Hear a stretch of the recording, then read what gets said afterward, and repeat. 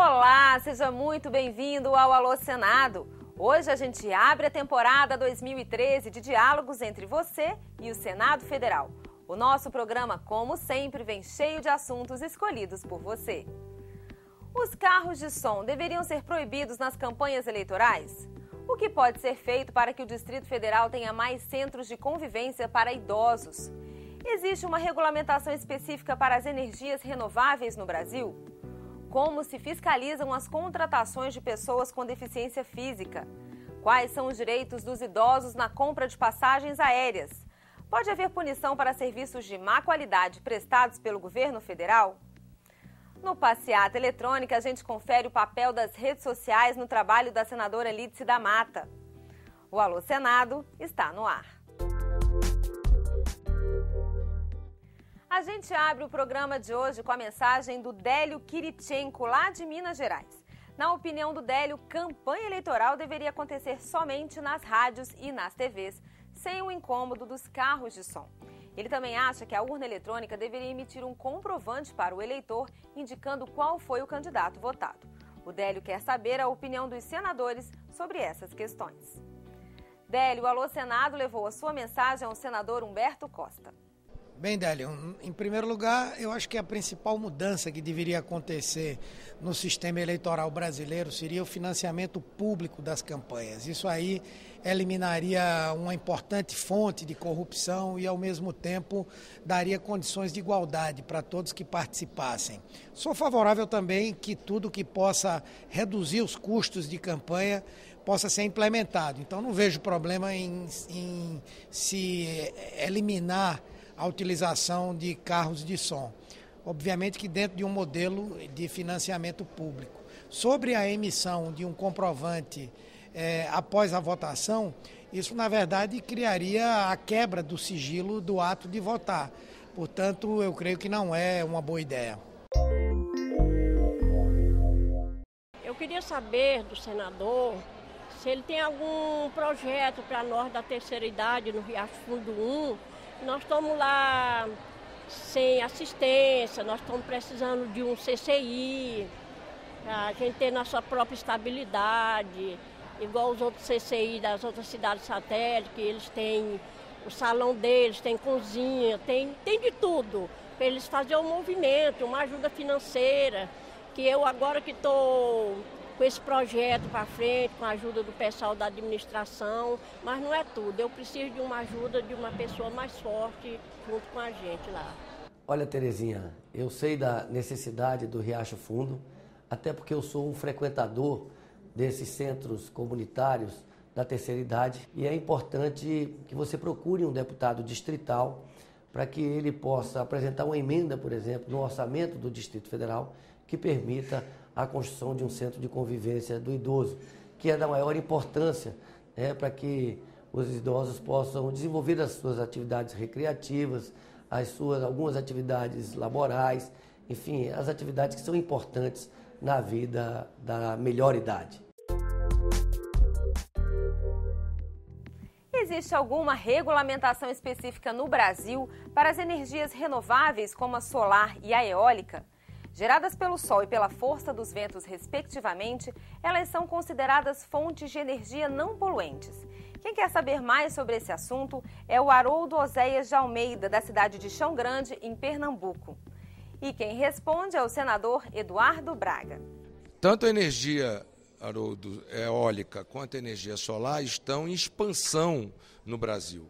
Eu diria até que a energia eólica está numa expansão muito mais acelerada do que a energia solar, em que pese nós estejamos também andando na energia solar.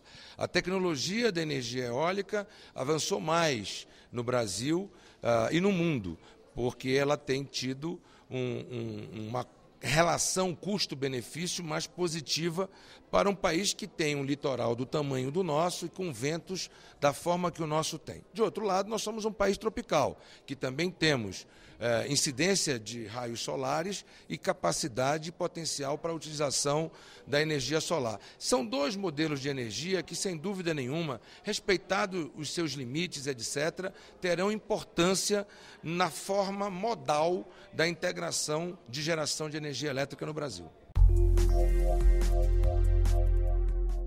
Lá da cidade pernambucana de Custódia, o Alô Senado recebe a mensagem do Juliano Oliveira. Ele faz um elogio ao programa citando Rui Barbosa, um dos maiores intelectuais da nossa história. Rui Barbosa dizia que a imprensa é a vista da nação.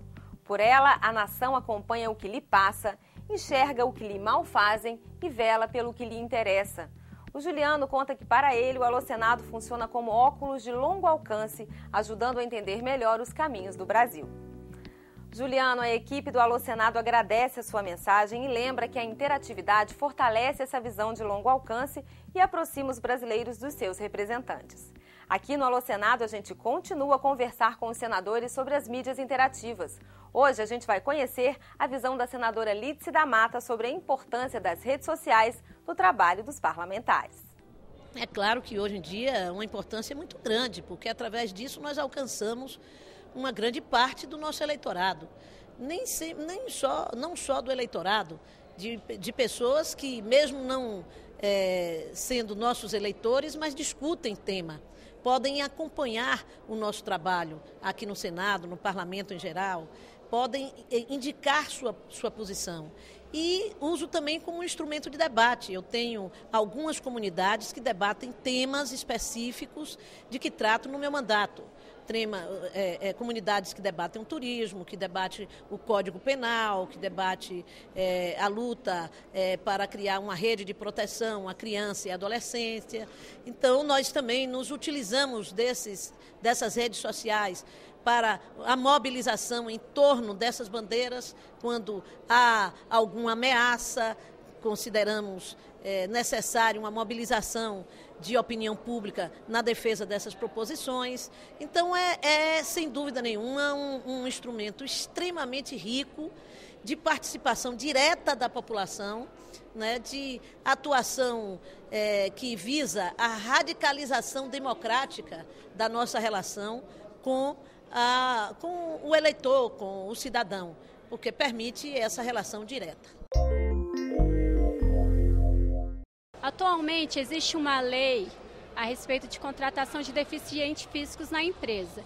Existe alguma fiscalização para exigir esse tipo de contratação das empresas?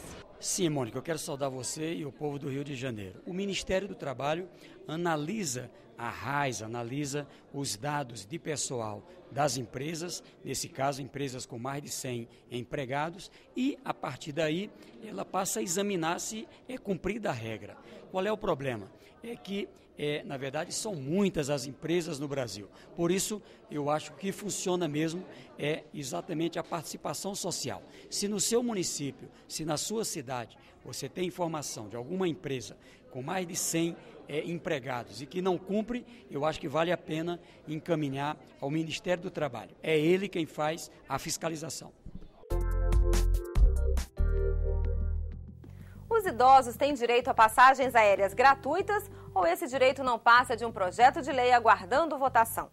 Essa é a pergunta da Deise Gonçalves do Nascimento, de Jaboatão dos Guararapes, em Pernambuco. Com a palavra, o senador Paulo Paim. Deise, infelizmente, ainda é um projeto de lei a ser votado na Câmara. Nós aqui no Senado discutimos amplamente esse tema com os idosos, com os aposentados e pensionistas, mas não foi votado ainda em última instância para ir para a presidência da República. Infelizmente, ainda é só um projeto de lei. Os serviços oferecidos à população pelo governo federal, como os Correios e o Sistema Único de Saúde, são passíveis de punição quando deixam de ser prestados? O Targino Merlo, da cidade paulista de Roseira, cita 2 exemplos. A greve dos Correios em 2012 e a dificuldade em ser atendido pelo 136, que é o telefone do SUS. Ele quer saber dos senadores se o governo pode ser punido por não atender a população de forma satisfatória. A resposta fica por conta do senador Mozarildo Cavalcante. Obviamente que o governo é responsável por esses serviços que são prestados ao público. Notadamente o SUS, que cuida da saúde, mas também os Correios, que tem muitas vezes a ver com inúmeros interesses da população. E que, como tanto um quanto o outro são órgãos governamentais, o governo pode sim ser responsabilizado. Eu aconselho que ele inicialmente procure o PROCON ou mesmo o Ministério Público para poder realmente, se ele se sente lesado, prejudicado, que ele realmente age. O governo não pode estar acima do cidadão. Pelo contrário, o governo é para servir ao cidadão. A Constituição diz, todo o poder emana do povo e em seu nome será exercido. Então, se os órgãos são públicos, até mesmo órgãos privados que prestam serviços coletivos, estão sujeitos à legislação. Então, eu acho que você tem que reclamar, ir à luta e não deixar passar em branco isso. E o Alô Senado vai ficando por aqui. Continue ligado na gente, não deixe de mandar as suas mensagens. Assim você participa diretamente das discussões que acontecem aqui no Congresso Nacional. Por telefone é só ligar de graça para o 0800 61 22 11. Pela internet você pode mandar o seu vídeo pelo www.senado.leg.br/alôsenado ou enviar a sua mensagem escrita pelo www.senado.leg.br/TV. A gente se vê no próximo Alô Senado. Até lá!